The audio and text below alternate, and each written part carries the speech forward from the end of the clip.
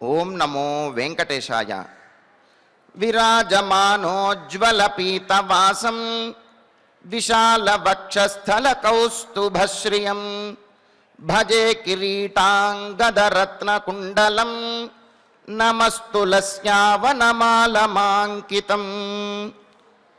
ప్రకాశించుచున్నటువంటి పీతాంబరములను ధరించినవాడు, విశాల వక్షస్థలమున కౌస్తుభమణిచే విరాజిల్లువాడు, కిరీటము మాణిక్య కుండలములను ధరించువాడు, నిర్మలమైనటువంటి తులసి మాలలచే అలంకృతుడైనటువంటి శ్రీరామచంద్రునకు నమస్కరిస్తూ తదభిన్న స్వరూపుడైనటువంటి ఆ శ్రీనివాసుని యొక్క దయా విశేషం చేత సమస్త మానవాళికి ధర్మ తత్పరతను సకల కార్యసిద్ధిని చేకూర్చాలన్నటువంటి సంకల్పంతో తిరుమల తిరుపతి దేవస్థానం వారు నిర్వహిస్తున్నటువంటి శ్రీమద్ రామాయణం అయోధ్యాకాండ ప్రవచన పారాయణ కార్యక్రమంలో నేటికి మనం 342వ రోజులోకి ప్రవేశించాం. ఈ కార్యక్రమంలో ముందుగా త్యాగరాజస్వామి వారి సంకీర్తన అయినటువంటి రామరామ నీవారము గామ అనేటటువంటి సంకీర్తనను శ్రీమాన్ పి శ్రీనివాస్ కుమార్ గారు, అన్నమాచార్య ప్రాజెక్టు కళాకారులు వారి బృందం యొక్క సహకారంతో ఆలపిస్తారు. శ్రవణం చేద్దాం. ఓం నమో వెంకటేశాయ.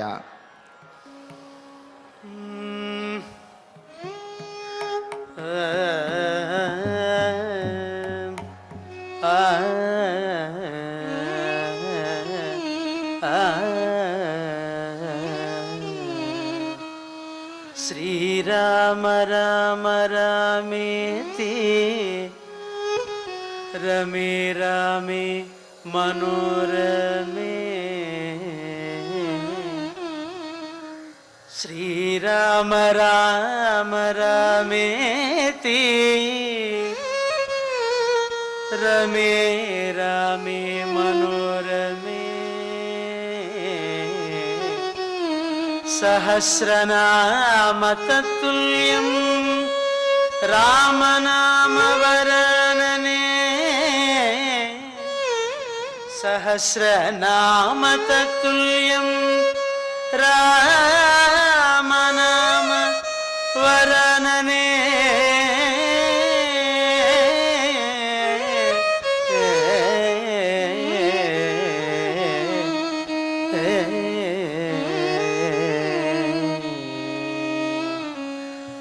రామ రమ నీవరము గామ రామ.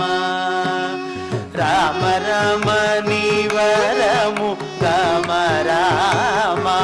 సీత రామ రమ సాధుజన ప్రేమ రారా. రామ రమ నీవరము గామ రామ. సీత రామ రమ సాధుజన ప్రేమ రారా. రామ రమ నీవరము గామ రామ. సీత రామ రమ సాధుజన ప్రేమ రారా.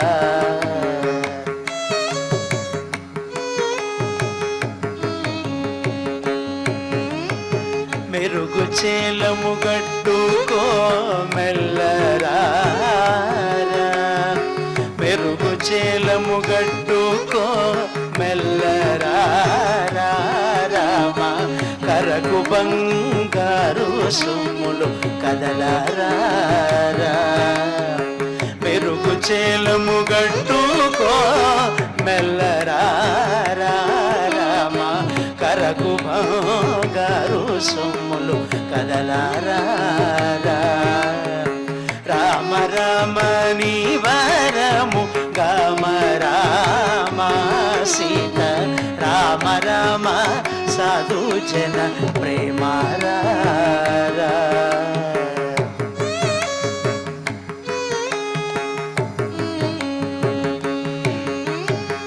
చిరునవ్వు గల మోము చూపరారా.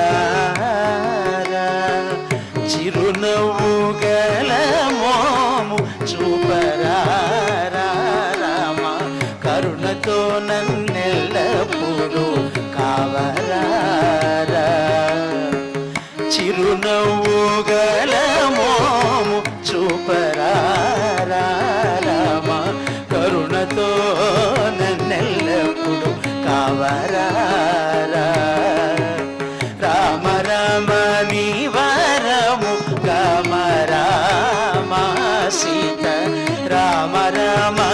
సాధుజన ప్రేమారా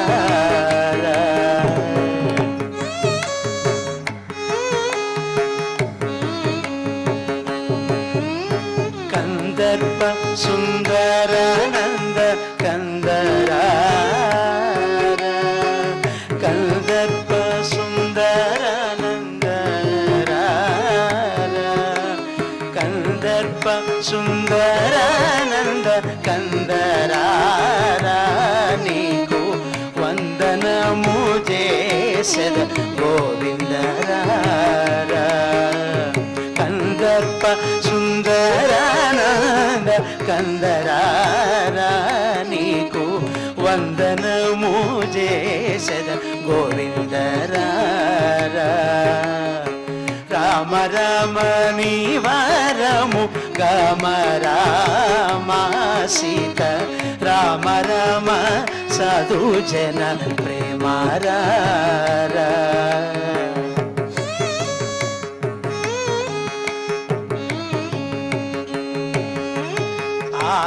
ఆద్యంతరహిత వేద వేద్యరా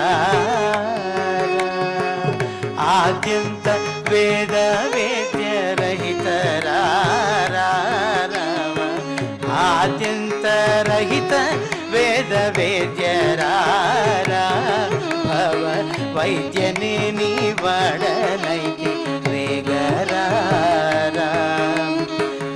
ఆద్యంతరహిత వేద వేద్యరా భవ వైద్యనే నీ వాడనైతి వేగరా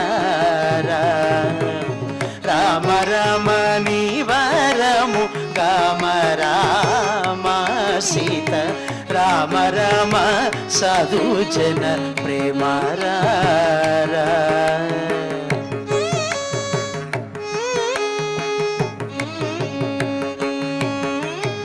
సుప్రసన్న సత్య రూప సుగుణ సుప్రసన్న సత్య రూప సుగుణ రామ అప్రమేయ త్యాగరాజు మేల సుప్రసన్న సత్య రూప సుగుణ రామ అప్రమేయ త్యాగరాజు నీలరా సుప్రసన్న సత్య రూప సుగుణ రామ అప్రమేయ త్యాగరాజు నీలరా రామ రామ నీ వరము గమ రామ సీత రామ రామ సాధుజన ప్రేమారా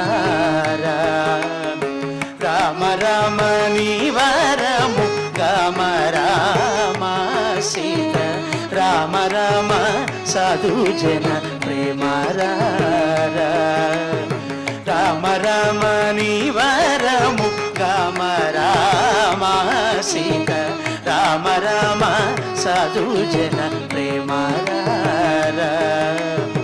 రామ రామ సాధుజన ప్రేమారా సీత రామ కోదండ రామ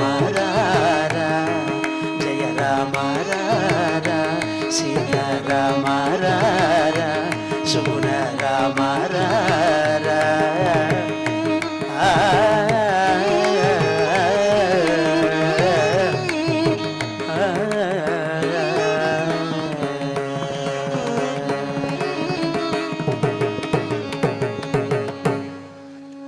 సంకీర్తనను ఎంతో చక్కగా శ్రవణం చేశాం. ఇక ఇప్పుడు శ్రీ గురు ధ్యానపూర్వకంగా సంకల్ప వాక్యాలను అందరము కలిసి పలుకుతూ ఈ కార్యక్రమాన్ని ప్రారంభం చేసుకుందాం.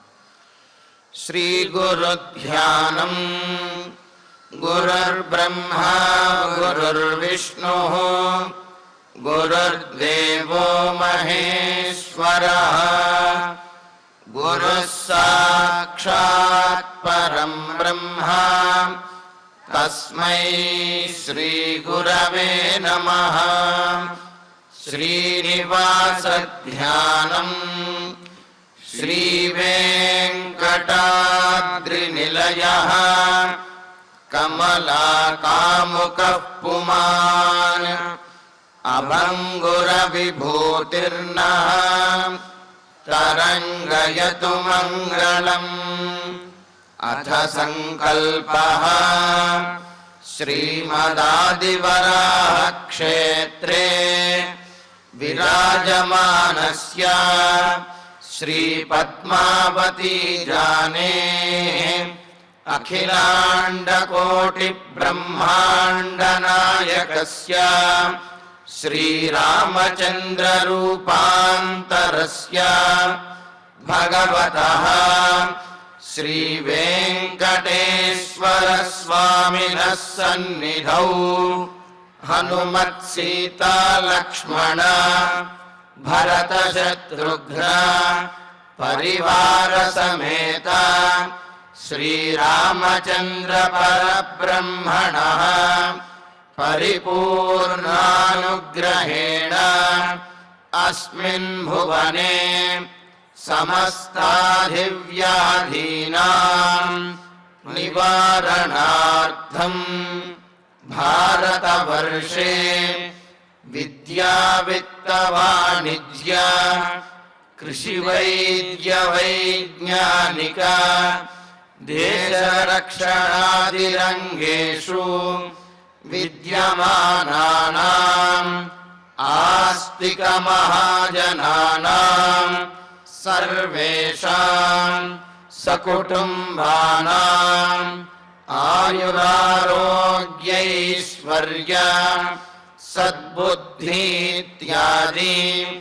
सर्वशुभफलप्राप्त्यर्थम् धर्माचरणद्वारा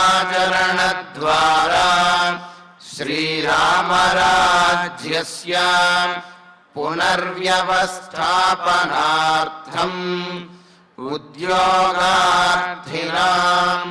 समुचितोद्योगप्राप्त्यर्थम् दम्पतीनाम् अनुकूलदाम्पत्यसिद्ध्यर्थम् सन्तानस्य पितृवाक्यपरिपालनानुकूल बुद्धिप्रचोदनार्थम् सकलकार्यसिद्ध्यर्थम् गोसंरक्षणार्थम् च श्रीमद्वाल्मीकिरामायणे अयोध्याकाण्डे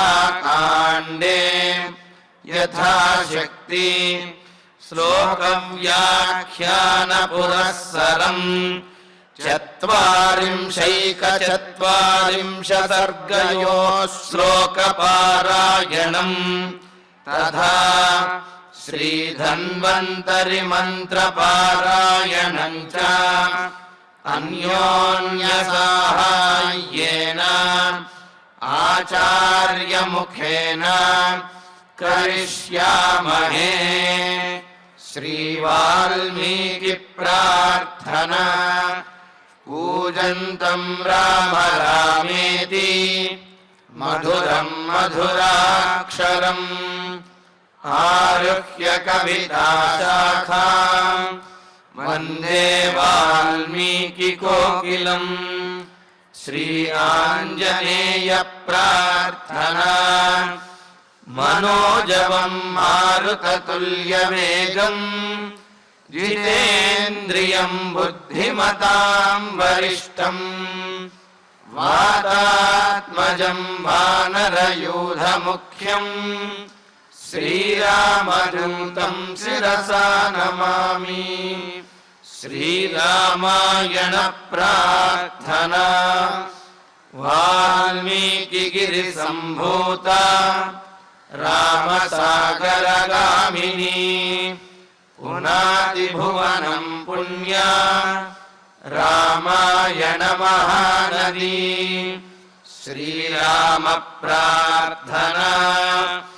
अयोध्याख्येतु गुर्वर्धे त्यक्त्वा राज्यं गिरौ वसन् पादुके भरतायादात् स रामः शरणं मम। श्रीरामचन्द्र परब्रह्मणे नमः।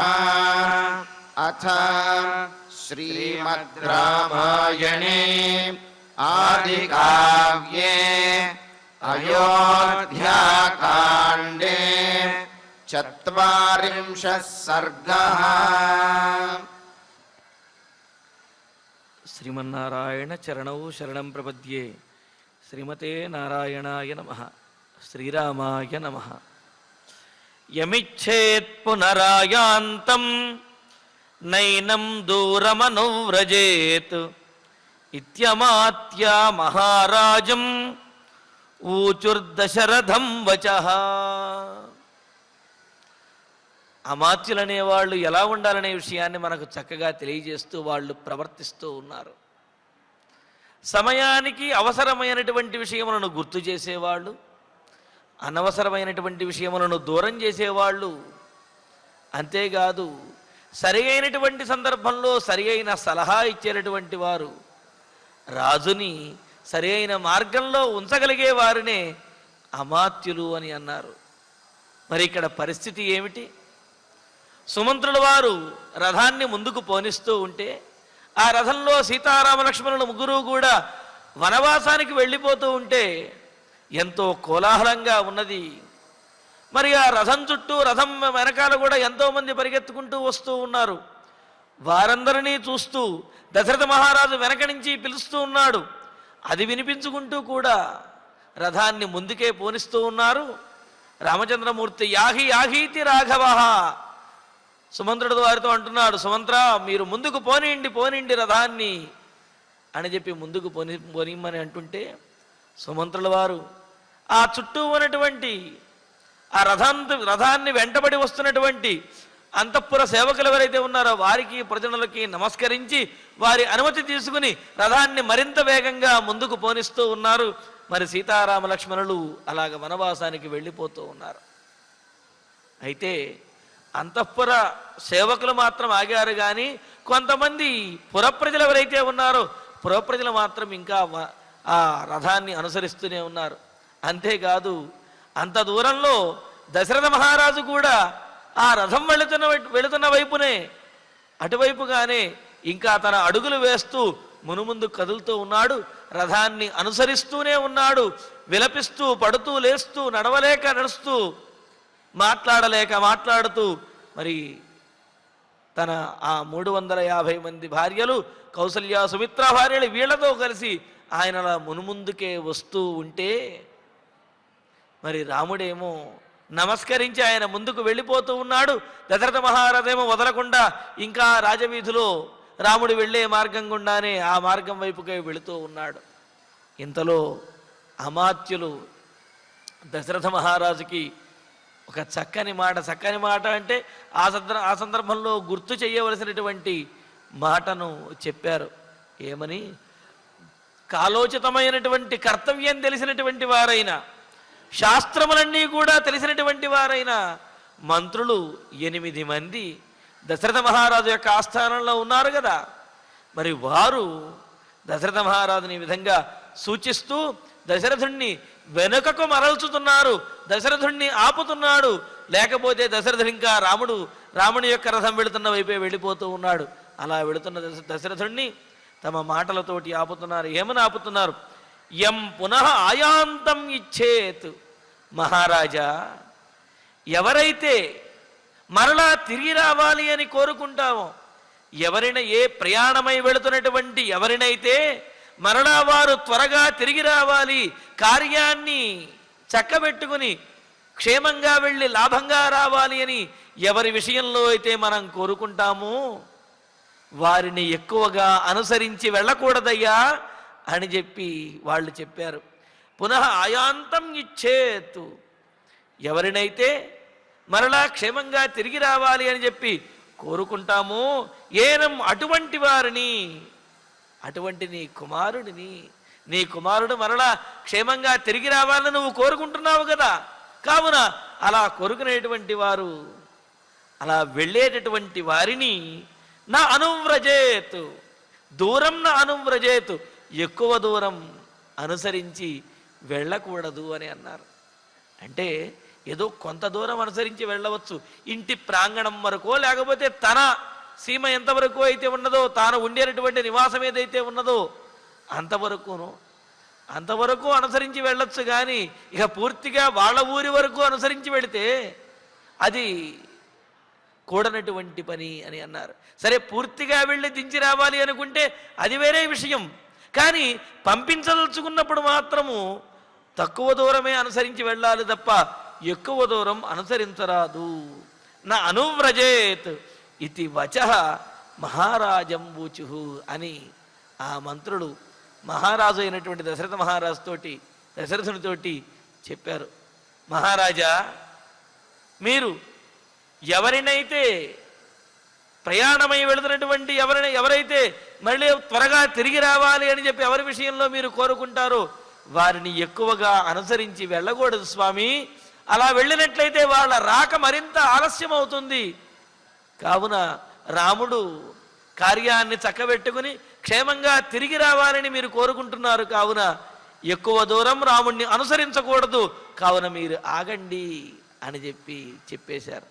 మరి ఈ మాట ఎప్పుడైతే చెప్పారో రాముడి క్షేమము కోసము దశరథుడు ఏది చేయటానికైనా సిద్ధమే కదా. అసలు అనుసరించి వెళ్ళడం అనే సంప్రదాయం ఏమిటండి? ఊరు వెళ్ళే వాళ్ళు వెళతారు కదా, వాళ్ళని ఆ వీధి చివరి వరకు అనుసరించి వెళ్ళడము, ఆ ప్రాంగణం వరకు అనుసరించి వెళ్ళడం ఏమిటి అని అంటే దానికి కూడా మనకు ప్రమాణాలు ఉన్నాయి. చెబుతారు అక్కడ, ఆసీమాంతం అనువ్రజేత్తు అని చెప్పి. అంటే తమ యొక్క సీమ పరిధి ఎంతవరకు అయితే ఉన్నదో తమ ప్రాంగణం అంతవరకు కూడా అతిథులను సాగనంపాలి. అంతేగాని నువ్వు వెళితే వెళ్ళు అని చెప్పి ఇక్కడ ఇంట్లో కూర్చుని ఏదో తన పనులు తను చేసుకోవడం కాదు, గౌరవంగా సాగనంపటము అనేది సంప్రదాయము అని చెప్పి. అలాగే ఓదకాంతాత్ స్నిగ్ధజనో అనుగంతవ్య అని అన్నారు. ఇంకో విషయం ఏమిటంటే ఓదకాంతాత్ నీరు ఉన్నంత వరకు అన్నారు. ఏమిటి నీరు ఉన్నంత వరకు అంటే గ్రామానికి మొదటలో అంటే గ్రామం యొక్క ఆరంభంలోనూ చివరిలోనూ కూడా తటాకములు అంటే చెరువులు కానీ బావులు కానీ ఉండేవిటే. అక్కడికి వచ్చి జనులందరూ కూడా వాళ్ళకు కావలసినటువంటి నీటిని తీసుకుని వెళుతూ ఉండేవారు. కావున ఎవరైనా మన వారు కనుక ఊరు వెళుతుంటే అక్కడి వరకు అయినా సరే అనుసరించి వెళ్ళవచ్చు. అది దాటి ఆ సీమను దాటి మాత్రం అనుసరించి వెళ్ళకూడదు అని చెప్పి అన్నారు. కావున ఆ సీమాంతం అనువ్రజేత్తు అని చెప్పినట్లుగా కొంత దూరము తన పరిధి వరకు అనుసరించి వెళ్ళాలి అనే ధర్మశాస్త్రాన్ని బట్టి స్నిగ్ధజన ఆత్మీయులు అలా వెళుతున్నప్పుడు వాళ్ళని అనుసరించి వెళ్ళడం అనేది సంప్రదాయంగా ఉన్నది. కానీ ఎక్కువ దూరం మాత్రము అనుసరించి వెళ్ళకూడదు. అలా వెళ్ళినట్లయితే వాళ్ళు తిరిగి రావటం అనేది ఆలస్యం అవుతుంది, వాళ్ళ కార్యములలో విఘ్నములు అనేవి కలుగుతాయి అని మనకు శకున శాస్త్రముల్లోనూ వీటిల్లోనూ తెలియజేస్తున్నారు. పైగా మనకు అనేకమైనటువంటి శకునములు ప్రయాణములో ఎప్పుడు సహజంగా ప్రయాణములప్పుడు మాత్రమే మనం శకునములను పట్టించుకుంటాం. కానీ మనం ఏ కార్యం చేస్తున్నప్పటికీ కూడా కొన్ని శకునములు అనేవి భవిష్యత్తుని సూచిస్తూ ఉంటాయి. మరి అందుకనే వేదాల్లో అటువంటి దుశ్శకున దోషములన్నీ కూడా తొలగటం కోసమే ఏదైనా ముఖ్యమైనటువంటి కార్యం ప్రారంభిస్తూ ఉన్నా, లేకపోతే భగవంతుని యొక్క కార్యం ప్రారంభిస్తూ ఉన్నా, ఏది చేస్తున్నప్పటికి కూడా శాకున సూక్తములు అనే కొన్ని సూక్తములు ఉన్నాయి. ఆ సూక్తములను పఠిస్తారు. అనుహవం పరిహవం పరివాదం పరీక్షపం దుస్వప్నం దురుదితం తద్విషద్భ్యో దిశామ్యహం అని అంటూ ఎక్కడికైనా మనం బయలుదేరినప్పుడు వెనక నుంచి ఎవరో ఒకళ్ళు పిలుస్తారు, వెంటనే వెనక్కి తిరిగి చూస్తాం. లేకపోతే పక్కనున్న వాళ్ళు ఏదో మాట్లాడుకుంటూ ఉంటారు, సందర్భానికి తగినటువంటి మాట, లేకపోతే ఎవరైనా ఏదో పోయారనో, లేకపోతే ఎవరికైనా ఏదైనా ఇబ్బంది కలిగిందనో ఇటువంటి మాటలు మాట్లాడుకుంటారు. లేకపోతే ఎవరో కొట్టుకుంటూ తిట్టుకుంటూ ఉంటారు, లేకపోతే ఎవరో ఒకళ్ళు తుమ్ముతారు. అదే కాకుండా ఏదో ఒక ఆలోచన కలుగుతుంది వెళ్ళేటప్పుడు, మనం వెళ్ళే పని అవుతుందంటావా, ప్రయాణం బాగా సాగుతుందా, మధ్యలో ఏదైనా అవుతుందా అని ఇటువంటి ఆలోచనలు కూడా మనస్సులో వస్తాయి. అంతేకాదు దురుదితం, ఎవరో ఒకళ్ళు ఏదో ఒక చెడు మాట అనేది అంటూ ఉంటారు. జాగ్రత్తగా వెళ్ళిన ఆయన అంతవరకు బాగానే ఉంది, ఒరే జారి పడిపోతావురా ఈ మాట అనేటప్పటికి ఏమిటది, జాగ్రత్తగా వెళ్ళు వరకు బాగానే ఉంది, కానీ ఆ పడిపోతావురా అనేది అది జాగ్రత్త చెప్పారో శపించారో తెలియనట్టుగా ఉంటుందన్నమాట. కాబట్టి ఇలాంటివి ఇవన్నీ కూడా ఏమవుతాయి, ఇవి దుశ్శకనముల్లాగా పరిణమిస్తాయి. అందుకనే ఈ వైదిక సంప్రదాయంలో కూడా ఎక్కడికైనా బయలుదేరి వెళుతున్నప్పుడు భగవంతుడికి నమస్కారం చేసుకుని వెళ్ళడము, పెద్దవాళ్ళకి నమస్కారం చేసుకుని వెళ్ళడము, ఆశీస్సులు తీసుకుని వెళ్ళడము. అందుకనే వాళ్ళు ఎదురు వచ్చి క్షేమంగా వెళ్ళి లాభంగా రానాయన అని చెప్పి వాళ్ళు ఆశీస్సులు ఇచ్చి వెళ్ళడం అనేవి ఇవన్నీ కూడా మనకు సంప్రదాయంలో ఈ దుశ్శకున దోషములన్నీ కూడా పరిహరించబడి కార్యము సఫలమయ్యి క్షేమంగా చక్కగా తిరిగి రావడానికి ఇవన్నీ కూడా సహకరిస్తాయన్నమాట. అందుకనే ఈ విధంగా ఎక్కడికైనా వెళుతున్నప్పుడు ప్రశాంతమైనటువంటి చిత్తముతో ఉండాలి. అదేవిధంగా మనం ఎక్కడికైనా వెళ్ళినప్పుడు, ఎక్కడికైనా ఏ వివాహానికో ఎక్కడికైనా వెళ్ళినప్పుడు అక్కడ తదనుగుణమైనటువంటి మాటలు మాట్లాడాలి తప్ప వివాహానికి వెళ్ళి ఆ మండపం మీద కూర్చుని అంతకుముందు ఎప్పుడో జరిగినటువంటి శ్రాద్ధకర్మాల గురించో లేకపోతే ఎవరికో జరిగినటువంటి యాక్సిడెంట్ గురించో వీటి గురించి మాట్లాడుకుంటూ ఉంటే ఆ సందర్భం ఏమిటి, మనం మాట్లాడుకునే మాటలు ఏమిటి, పైగా వాటి వల్ల ఏమైనా ప్రయోజనం ఉందా? బాధ కలిగితే కలవచ్చు కాక అది గుర్తు వస్తే ఆ తర్వాత ఎప్పుడైనా మాట్లాడుకోవాలి. కానీ సందర్భాన్ని వ్యతిక్రమించి అసందర్భమైనటువంటి మాటలను మాట్లాడటం అనేది వివేకవంతుల యొక్క లక్షణము కాదు. ఎక్కడ ఎటువంటి మాటలు మాట్లాడాలో అటువంటి మాటలే మాట్లాడాలి తప్ప శుభకరమైనటువంటి తోటల్లో అశుభకరమైన మాటలు, అశుభకరమైనటువంటి ప్రదేశాలకు వెళ్ళి జరుగుతున్నటువంటి ఉత్సవాల గురించో పెళ్ళిళ్ళ గురించో మాట్లాడుకోవడం, పెళ్లి సంబంధాల గురించి మాట్లాడుకోవటాలు ఇటువంటివి తగదు. ఏ సందర్భంలో ఏవి మాట్లాడాలో వాటినే మాట్లాడటం అనేది వివేకవంతుల యొక్క లక్షణం. మరి ఇవన్నీ కూడా మనకు కొన్ని అంటే ఏమిటి, అసందర్భమైనటువంటి మాటలు, అదేవిధంగా జరుగుతున్నటువంటి కార్యానికి వ్యతిరేకమైనటువంటి మాటలు, ప్రయాణానికి అదేవిధంగా వాటికి ఆ వెనక పిలుపులు ఇవేవైతే ఉన్నాయో అవన్నీ దుశ్శకునములు కనుక ఆ దుశ్శకునములు పోవటానికే మనకు వైదిక సంప్రదాయంలో కొన్ని మంత్రములు, అదేవిధంగా పెద్దల యొక్క ఆశీస్సులు, అలాగే మనం ఎవరైనా ఎదురు రమ్మని చెబుతూ ఉంటాం కదా, అలా ఎదురు రావటాలు ఇవన్నీ కూడా ఉన్నాయన్నమాట. మరి ఇక్కడ ఈ శకున శాస్త్రములు ఇవన్నీ తెలిసినటువంటి వారు కనుకనే ఈ అమాత్యులు మంత్రులు దశరథ మహారాజుతో చెబుతున్నాడు, దశరథ మహారాజా, ఇలాగా నీ కుమారుడు వనవాసానికి వెళుతూ ఉంటే నువ్వు పడుతూ లేస్తూ ఏడుస్తూ అలా ఎక్కువ దూరం అనుసరించినట్లయితే కనుక అతని కార్యం సఫలం అవ్వదు, అతను త్వరగా తిరిగి రాలేడు. నీవే కనుక నిజంగా నీ కుమారుడు త్వరగా తిరిగి రావాలి, ఆ వనవాసం సుఖంగా పూర్తి అవ్వాలి అనుకున్నట్లయితే కనుక ఎక్కువ దూరం అనుసరించి వెళ్ళకూడదు. ఎవరైనా సరే అలాగా ఆ వెళ్ళేటటువంటి వారు క్షేమంగా తిరిగి రావాలనుకుంటే ఎక్కువ దూరం వెళ్ళకూడదు. అంటే కొంత దూరం వెళ్ళి పంపించి రావడం దోషమేమీ కాదు, కానీ ఎక్కువ దూరం ఏడుస్తూ అలాగా అనుసరించి వెళ్ళకూడదయ్యా అని ఆ మంత్రులు చెప్పారు. చెప్పేటప్పటికీ ఎప్పుడైతే తన ప్రవర్తన తన కుమారుడికి ఇబ్బందికరం అవుతుంది అని దశరథ మహారాజు విన్నాడు, వెంటనే ఆ ప్రవర్తనను మానుకుంటాడంటే ఏమిటి, తనకు ఇబ్బందికరమైన తన శోకం తగ్గనదైనప్పటికీ కూడా అమ్మో నేను కనుక అనుసరించి వెళితే నా కుమారుడు త్వరగా తిరిగి రాలేడేమో అని చెప్పి వెంటనే దశరథ మహారాజు ఆగుతాడు కదా. మరి అదే చెబుతున్నాడు, తేషాం వచ సర్వగుణోపపన్నం ప్రస్విన్నగాత్ర ప్రవిషన్న రూప నిశమ్య రాజా కృపణః సభార్య వ్యవస్థితస్తం సుతమీక్షమాణ. చూడండి, తేషాం వచ సర్వగుణోపపన్నం ప్రస్విన్నగాత్ర ప్రవిషన్నం రూప నిశమ్య రాజా కృపణః సభార్య వ్యవస్థితస్తం సుతమీక్షమాణ. ప్రస్విన్నగాత్ర, దశరథ మహారాజు పాపం శోకంతో క్షీణించినటువంటి శరీరం కలిగినటువంటి వాడు, కళ్ళ నిండా నీళ్లతోటి కళ్ళు ఎర్రబడినటువంటి వాడు. ఇంతేకాదు అలాగ పడుతూ లేస్తూ ఆయాసంతో రథాన్ని వెంబడించి అంత దూరం నడిచేటప్పటికీ, హడావిడిగా నడిచేటప్పటికీ ఒళ్ళంతా కూడా చెమట్లు పట్టేసి ఉన్నాయి. చెమటలతోటి తడిసినటువంటి శక్తమైనటువంటి శరీరం కలిగినటువంటి వాడు. ప్రస్విన్నగాత్ర, బాగా చెమటలు పట్టి తడిసిపోయినటువంటి శరీరంతో ఉన్నవాడు.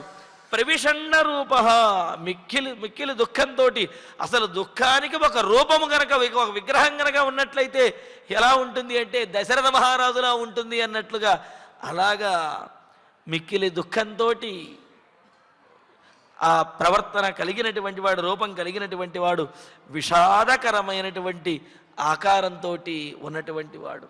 కృపణ, వివేకము కోల్పోయి ఆయన దీనుడిలాగా, అలాగా తెలివి తప్పినటువంటి వాడిలాగా వెళుతూ ఉన్నటువంటి వాడు.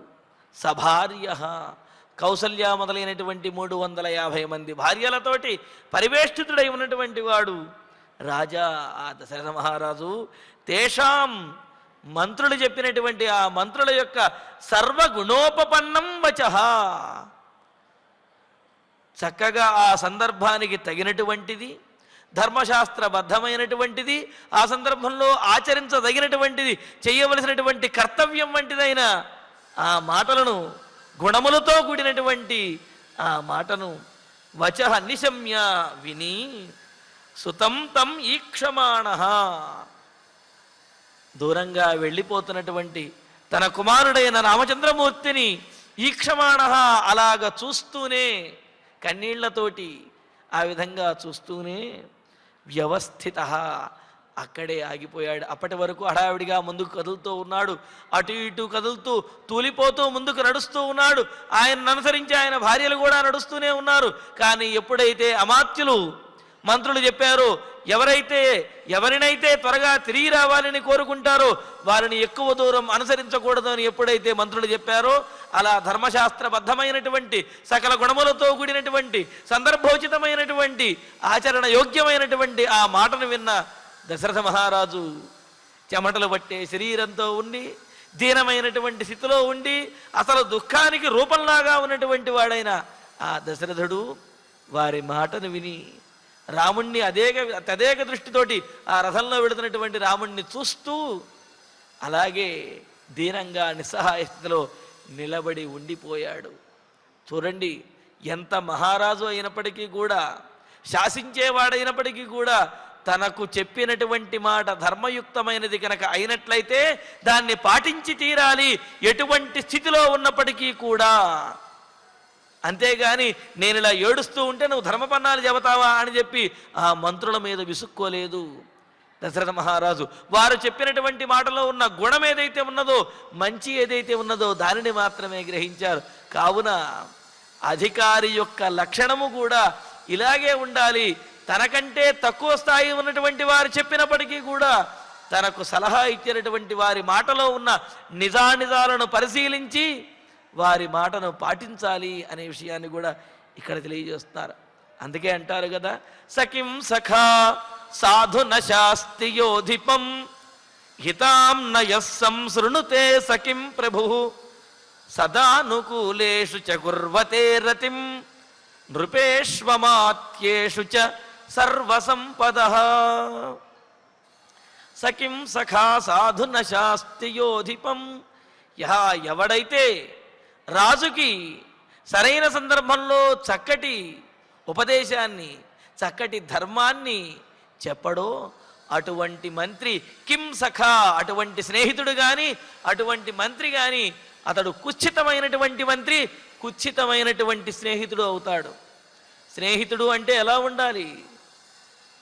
హితమును బోధించేవాడుగా ఉండాలి.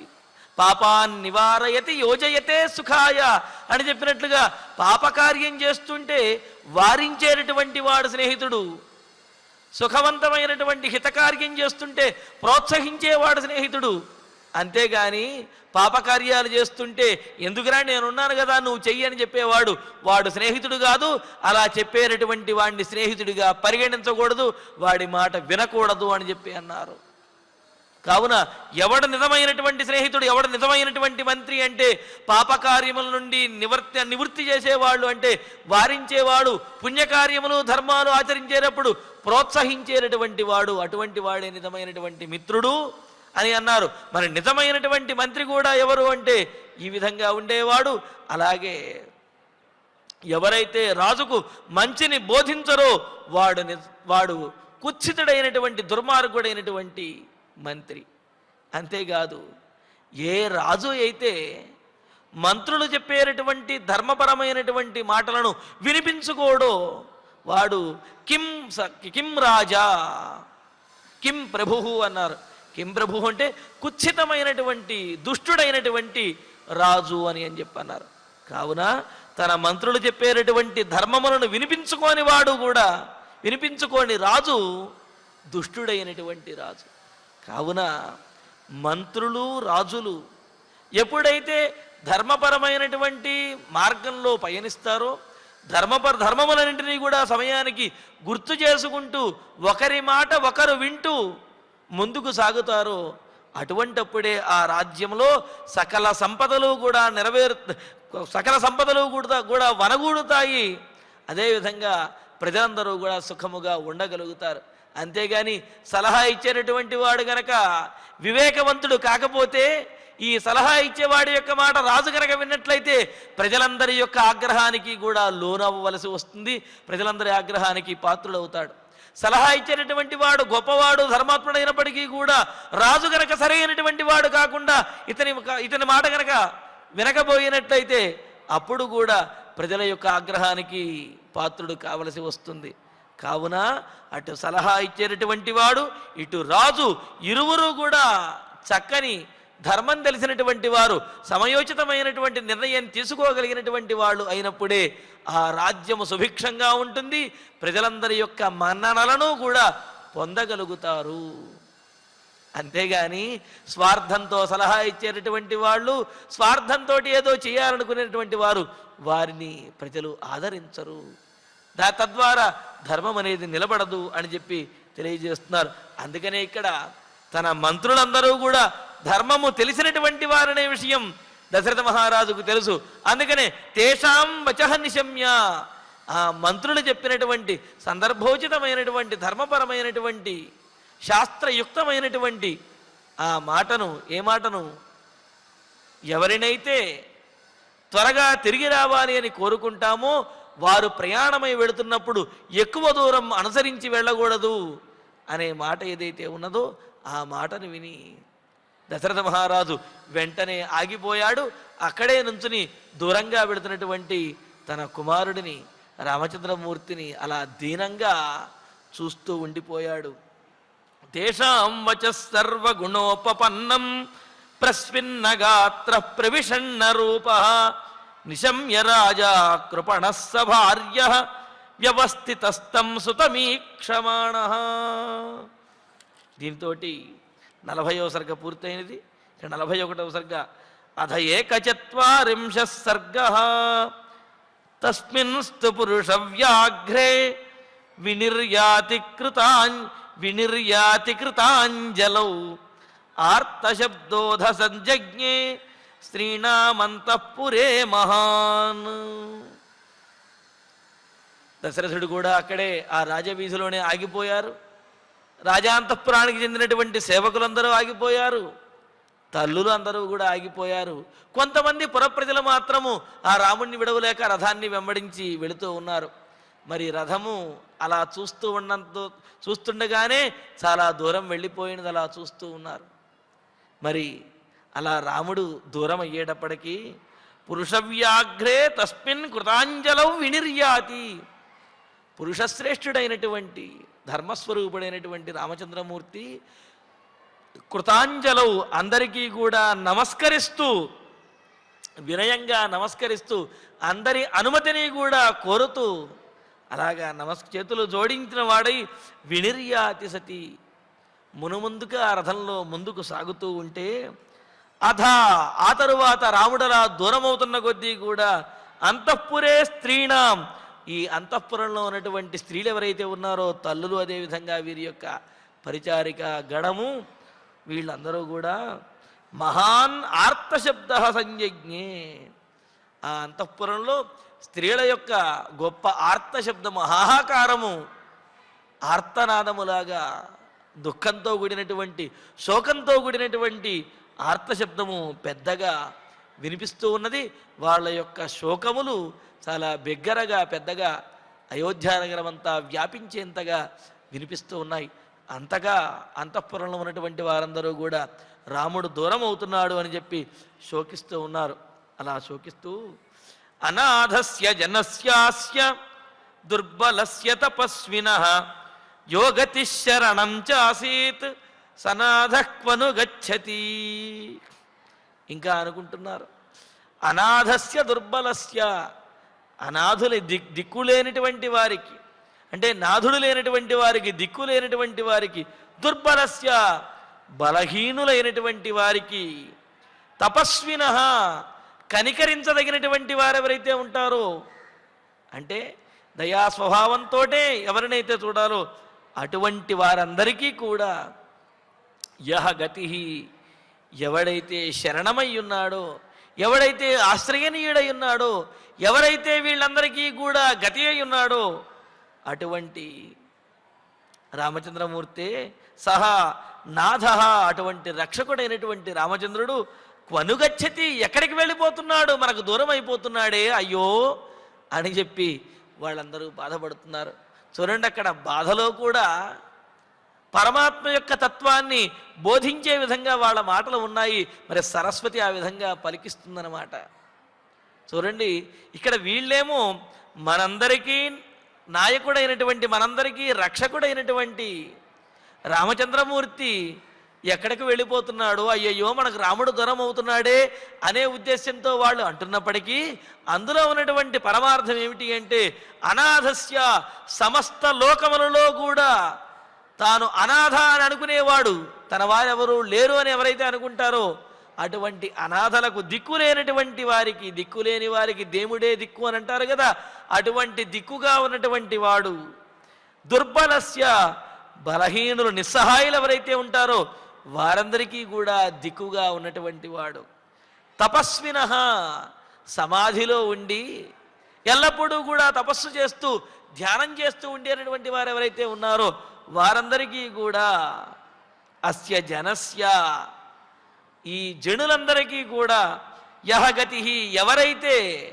గతి అయి ఉన్నాడో, ఇక్కడ గతి, గతి శబ్దానికి గమ్యతే ఇది గతి అని చెబుతూ, ఎవరైతే ప్రాప్యుడై పొందదగినటువంటి వాడై పరమప్రాప్యుడై మోక్షకారకుడై ఉన్నాడో అటువంటి పరమాత్మ తత్వమైన శ్రీరామచంద్రమూర్తి, చూడండి, శరణం రక్షకుడైనటువంటి ఆ శ్రీరాముడు ఉన్నటువంటి ఆ శ్రీరాముడు, నాథ సకల లోకనాథుడైనటువంటి ఆ శ్రీరామచంద్రమూర్తి కొనుగచ్చతి, ఎక్కడికి వెళుతున్నాడు అని చెప్పి, ఎక్కడికి వెళ్ళిపోతున్నాడో అని అందరూ కూడా బాధపడుతూ ఉన్నారు. ఎందుకు అంటే యోగులు, అడవిలో తపస్సు చేసుకునే యోగులు కూడా వాళ్ళు ఆ విధంగా జడలు కట్టేస్తూ ఉంటే, అలాగా ధ్యానంలో ఉండి పరమాత్మను దర్శిస్తూ ఆ పరమాత్మను దర్శించడం ద్వారా కలిగినటువంటి ఆనందము, వాళ్ళలా కళ్ళు మూసుకుని పరమాత్మను ధ్యానంలో దర్శిస్తూ ఉంటే ఆ దర్శించిన ఆనందము ద్వారా కళ్ళ నుండి ఆనంద బాష్పములు ఆ విధంగా జాలువారుతూ ఉంటే, వీళ్ళు ప్రకృతిలో కలిసిపోయి ప్రకృతిలో మమేకమవ్వడం వల్ల పశుపక్ష్యాదులు కూడా వీరితోటి కలిసిపోయి ఆ ఒడిలో పడుకున్నటువంటి ఆ చిలకలు, పక్షులు ఇవన్నీ కూడా వారి కళ్ళ నుండి జాలువారుతున్నటువంటి ఆ ఆనంద బాష్పములను గ్రోలుతూ ఆస్వాదిస్తూ ముక్కుతోటి అవి గ్రహిస్తూ ఉంటే వాళ్ళు బ్రహ్మానందాన్ని, పరమానందాన్ని ఆ తపస్సులోనే పొందుతూ ఉంటారు. అంతే కదా, ఏ పనైనా సరే మనం ఎక్కువసేపు ఎప్పుడు చేయగలుగుతాము అంటే ఆ పని చేయటంలో మనకు ఆనందం కలుగుతూ ఉంటే ఎంతసేపు అయినా సరే ఆ పని మనం చేయగలుగుతూ ఉంటాం. అంతే కదండి, 3 గంటల సేపు చలనచిత్రం చూడగలుగుతాము అంటే కదలకుండా కూర్చుని వీపుకు చెమటలు పడుతున్నప్పటికీ కూడా, అంటే దాని మీద మనకు ఉన్నటువంటి ఆసక్తి అంత గొప్పగా ఉంటుంది. కావున అలాగా చూస్తూనే ఉండిపోతాం. సమయం మనకు తెలియదు. ఎందుకు తెలియదు అంటే దాని మీద ఉన్న ఆసక్తి, తాదాత్మ్యాన్ని పొందడం ద్వారా. మరి మహాయోగులు కానీ చూడండి, ఆ మహాయోగులు కూడా తపస్సులో కూర్చుని పరమాత్మయందు ఆ విధంగా తాదాత్మ్యాన్ని చెందుతారు. కావుననే 100 సంవత్సరములు, 1000 సంవత్సరముల పాటు వాళ్ళు ఆ విధంగా ఆనందంతో ఎక్కువసేపు అన్ని సంవత్సరముల పాటు తపస్సు చేయగలుగుతారు.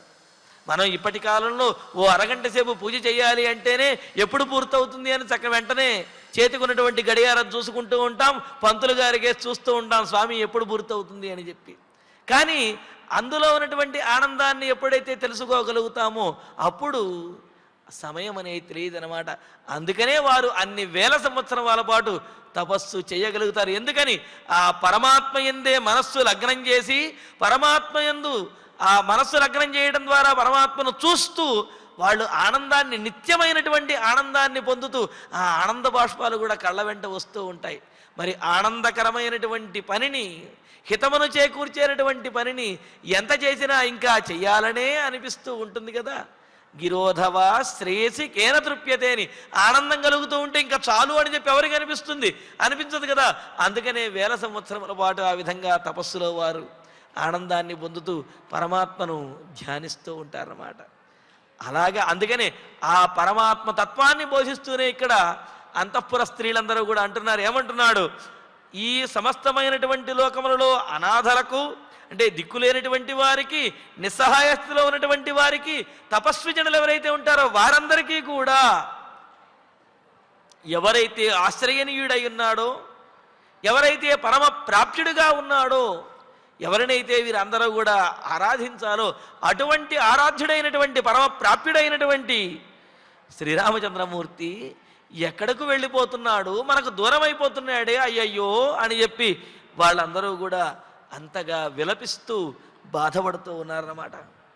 ఆ తర్వాత అంటున్నారు చూడండి, నకృత్యత్యభిషప్తోపి క్రోధనీయాన్ని వర్జయన్ క్రుద్ధాన్ ప్రసాదయన్ సర్వాన్ సమదుఃఖ క్వచిద్గతః నకృధ్యతి అభిషప్తోపి క్రోధనీయాన్ని వర్జయన్ అని అంటూ ఇంకా రాముడి యొక్క గుణములనే తలుచుకుంటున్నారు. క్రోధనీయాన్ని వర్జయన్, క్రోధమును కోపగించేటటువంటి పనులు ఏవైతే ఉంటాయో, అంటే ఇతరుల యొక్క కోపమునకు పాత్రులయ్యే పనులు ఏవైతే ఉన్నాయో, కోపింపజేసేటటువంటి పనులు, అటువంటి కోపం వచ్చేటటువంటి పనులను వర్జయన్ విడిచిపెట్టేసి, క్రుద్ధాన్ సర్వాన్ ప్రసాదయన్, ఎవరైనా కోపంతో ఉన్నటువంటి వారిని కూడా ప్రసాదయన్, తన మాటలతోటి తన చేష్టలతోటి వారిని కూడా ఆనందపరుస్తూ, ఎంత కోపంలో ఉన్నటువంటి వాడైనా సరే రామచంద్రమూర్తిని చూడంగానే తమ కోపమంతా కూడా మర్చిపోయి రాముణ్ణి ఆ విధంగా చూస్తూ ఉంటారట. ఆ విధంగా క్రుద్ధాన్ ప్రసాదయన్, కోపగించినటువంటి వారిని కూడా ఆనందపరచగలిగినటువంటి దివ్యమంగళ విగ్రహుడైన వాడు. ఇంకా ఇటువంటి వాడు అభిషప్త అపి, ఒకవేళ రాముణ్ణి ఎవరైనా ఏదైనా నిందించినప్పటికీ రాముణ్ణి నిందించేటటువంటి వాడెవడో కూడా ఉండడు. అయినప్పటికీ పొరపాటున ఏదైనా సరదాగా కానీ లేకపోతే ఎవరైనా రాముణ్ణి నిందించినప్పటికీ కూడా, అపరాధం ఏదైనా మోపినప్పటికీ కూడా నకృధ్యతి, రాముడు ఇప్పుడు కూడా కోపాన్ని తెచ్చుకోలేదు. వాళ్ళు తనను ఆ విధంగా అన్నారు అంటే ఎందుకు అన్నారు అని ఆలోచించేవాడు. వారి నోట ద్వారానే రాముడు ఏవి తప్పు చేయలేదు అనే విషయాన్ని చెప్పించేవాడు తప్ప వెంటనే వాళ్ళ మీద విరుచుకుపడిపోయి నేను తప్పు చేయలేదు నన్నెందుకు అంటారు అని చెప్పి వాళ్ళని ఎప్పుడు కూడా నిందించేవాడు కాదుట. అలాగ తనను నిందించేటటువంటి వారి యందు కూడా కోపం లేనటువంటి వాడైన శ్రీరామచంద్రమూర్తి ఎక్కడికి వెళ్ళిపోతున్నాడు. అంతేకాదు సమదుఃఖ, కష్టములలో ఉన్నటువంటి వారిని చూచి వారితో పాటు తాను కూడా దుఃఖపడేటటువంటి వాడు అని. సహజంగా కష్టంలో ఉన్నటువంటి వాడు ఆ కష్టపడుతూ దుఃఖపడుతూ ఉంటాడు. ఈ చూచేటటువంటి వాడు సహృదయుడైతే ఓదారుస్తాడు, కాస్త హృదయం తేడాగాడైతే గనక ఆ వాడు కష్టాన్ని చూసి ఆనందిస్తూ ఉంటాడు. కానీ రామచంద్రమూర్తి ఇతరుల యొక్క కష్టాన్ని చూచి వారిని ఓదారుస్తూ వారికి కలిగినటువంటి కష్టము తనకే కలిగింది అన్నట్లుగా అంతగా బాధపడేవాడు. అంత సున్నితమైనటువంటి మనస్సు కలిగినటువంటి వాడు. అందుకనే సమదుఃఖ, దుఃఖపడుతున్నటువంటి వారిని చూచి వారితో పాటు తాను కూడా దుఃఖాన్ని పొందేటటువంటి వాడు, వారి దుఃఖాన్ని తీర్చడానికి ప్రయత్నించేటటువంటి వాడు అని అన్నారు. అటువంటి గొప్ప లక్షణములు కలిగిన రాముడు క్వనుగచ్చతి, ఎక్కడికి వెళ్ళిపోతున్నాడో, క్వచిత్ గత, ఎక్కడికో వెళ్ళిపోతున్నాడు, అయ్యయ్యో మనకు దూరం అయిపోతున్నాడు అని. అందుకనే రాముడి లక్షణాలు చెప్పుకుంటూ పూర్వం కూడా మనం అనుకున్నాం కదా, వ్యసనేషు మనుష్యాణం భృశం భవతి దుఃఖిత ఉత్సవేషు చ సర్వేషు పితేవ పరితుష్యతి అని చెప్పి. ఇతరులకు ఏదైనా కనుక కష్టం కలిగింది అంటే భృశం దుఃఖిత భవతి, ఎక్కువగా దుఃఖాన్ని పొందేవారుట. ఎంత ఎక్కువగా దుఃఖాన్ని పొందేవాడు అంటే ఆ కష్టమును పొంది దుఃఖించేవాడు ఎవడైతే ఉన్నాడో వాడికంటే కూడా రామచంద్రమూర్తి మరింత ఎక్కువగా దుఃఖాన్ని పొందేవాడు. అయ్యయ్యో, ఇంతటి దుఃఖం వచ్చిందా, నేను ఉండి కూడా అతని దుఃఖాన్ని తీర్చలేకపోతున్నాను, ఏమిటి నా వల్ల ప్రయోజనం అని చెప్పి ఆయన ఆ దుఃఖపడేవాడు, కష్టపడేవాడు యొక్క దుఃఖాన్ని చూసి వాడికంటే కూడా ఎక్కువగా రామచంద్రమూర్తి దుఃఖపడేవారట. మరి ఆ విషయాన్నే గుర్తు తెచ్చుకుంటూ ఈ అంతఃపుర స్త్రీలందరూ కూడా అంటున్నాడు ఏమని, ఏ రామచంద్రమూర్తి అయితే కోపం తెప్పించేటటువంటి పనులన్నీ కూడా విడిచిపెట్టి ఎవరైనా ఒకవేళ తనను నిందించినప్పటికీ కూడా వారి మీద కూడా కోపం తెచ్చుకోకుండా వారిని కూడా మార్చేటటువంటి వాడు, అంతేకాదు ఎవరిని కూడా కోపించనటువంటి వాడు, అలాగే ఇతరులకు కష్టం కలిగితే ఆ కష్టము తనకే కలిగింది అని బాధపడేటటువంటి వాడు అయిన సకల సద్గుణోపేతుడైనటువంటి రామచంద్రమూర్తి అయ్యయ్యో దూరమైపోతున్నాడే, ఎక్కడికి వెళ్ళిపోతున్నాడు అని అనుకుంటూ ఈ అంతఃపుర స్త్రీలందరూ కూడా ఇలా బాధపడుతూ ఉన్నారు. మరి ఆ రథము దూరంగా వెళ్ళిపోతూనే ఉన్నది. రామచంద్రమూర్తి వనవాసానికి దగ్గరవుతూ ఉన్నాడు. ఆ విశేషాలను తరువాతి ప్రవచనంలో తెలుసుకుందాము. ఇక ఇప్పుడు ఆచార్యుల వారి ద్వారా శ్లోకాలను పారాయణ చేసుకుందాము. యమిచ్చేత్ పునరాయాంతం నైనం దూరమనువ్రజేత్ ఇత్యమాత్యా మహారాజం ఊచుః దశరథం వచః తేషాం వచః సర్వగుణోపపన్నం ప్రస్విన్నగాత్రః ప్రవిషన్నరూపః నిశమ్య రాజా కృపణः సభార్యః వ్యవస్థితస్తం సుతమీక్షమాణః తేషాం వచః సర్వగుణోపపన్నం ప్రస్మిన్నగాత్రః ప్రవిషన్నరూపః నిశమ్య రాజా కృపణः సభార్యః వ్యవస్థితస్తం సుతమీక్షమాణః ఇత్యార్షే శ్రీమద్ రామాయణే ఆదికావ్యే అయోధ్యాకాండే చత్వారింశः సర్గः అథ శ్రీమద్ రామాయణే ఆదికావ్యే అయోధ్యాకాండే ఏకచత్వారింశः సర్గः తస్మింస్తు పురుషవ్యాఘ్రే వినిర్యాతి కృతాంజలౌ ఆర్తశబ్దోథ సంజజ్ఞే స్త్రీణాం అంతఃపురే మహాన్ అనాథస్యాం జనస్యాస్యాం దుర్బలస్యాం తపస్వినః యోగతిః శరణం చాసీత్ సనాథః త్వనుగచ్చతి న క్రుధ్యతి అభిశప్తోపి క్రోధనీయాని వర్జయన్ క్రుద్ధాన్ ప్రసాదయన్ సర్వాన్ సమదుఃఖః క్వచిద్గతః ఇత్యార్షే శ్రీమద్ రామాయణే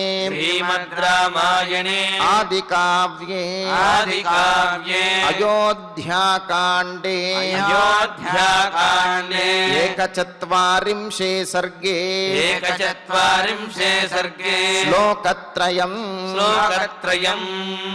ఫలశ్రుతి నుండి మంగళాంతం వరకు అందరము కలిసి పఠిద్దాం. ఫలశ్రుతి ఆయుష్యమారోగ్యకరం యశస్యం సౌభ్రాతృకం బుద్ధికరం సుఖం చ శ్రోతవ్యమేతన్నియమేన సద్భిః ఆఖ్యానమోజస్కరమృద్ధికామైః. శ్రీరామచంద్ర పరబ్రహ్మణే నమః. అథ ధన్వంతరి ధ్యానం అచ్యుతానంద గోవింద విష్ణో నారాయణామృత రోగాన్మే నాశయాశేషాయ ఆశు ధన్వంతరే హరే. ఆరోగ్యం దీర్ఘమాయుష్యం బలం తేజోధియం శ్రియం స్వభక్తేభ్యోనుగృహంతం వందే ధన్వంతరిం హరిం. ధన్వంతరేరిమం శ్లోకం భక్త్యా నిత్యం పఠంతి యే అనారోగ్యం న తేషాం స్యాత్ సుఖం జీవంతి తే చిరం. ఓం నమో భగవతే వాసుదేవాయ ధన్వంతరయే అమృతకలశహస్తాయ వజ్రజలౌకహస్తాయ సర్వామయ వినాశనాయ త్రైలోక్యనాథాయ మహావిష్ణవే స్వాహా. ఓం వాసుదేవాయ విద్మహే సుధాహస్తాయ ధీమహి తన్నో ధన్వంతరి ప్రచోదయాత్. అథ నవగ్రహ ప్రార్థనా ఆరోగ్యం పద్మబంధుర్వితరతు నితరాం సంపదం శీతరశ్మిః.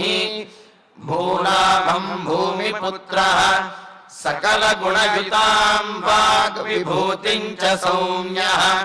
సౌభాగ్యం దేవమంత్రీ రిపుభయశమనం భార్గవః. శౌర్యమార్తిః దీర్ఘాయుః సైన్యకేయః. విపులతరయశకేతుః ఆచంద్రతారం. అరిష్టాని ప్రణశ్యంతు దురితాని భయాని చ. శాంతిరస్తు శుభం మేస్తు గ్రహాః కుర్వంతు మంగళం. అథ క్షమా ప్రార్థనా యదక్షరపదభ్రష్టం మాత్రాహీనం చ యద్భవేత్ తత్సర్వం క్షమ్యతాం దేవ నారాయణ నమోऽస్తు తే. అథ భగవత్సమర్పణం కాయేన వాచా మనసేంద్రియైర్వా బుద్ధ్యాత్మనా వా ప్రకృతే స్వభావాత్ కరోమి యద్యత్ సకలం పరస్మై నారాయణాయేతి సమర్పయామి. అథ మంగళం శ్రియః కాంతాయ కళ్యాణ నిధయే నిధయేర్థినాం. శ్రీవేంకటనివాసాయ శ్రీనివాసాయ మంగళం.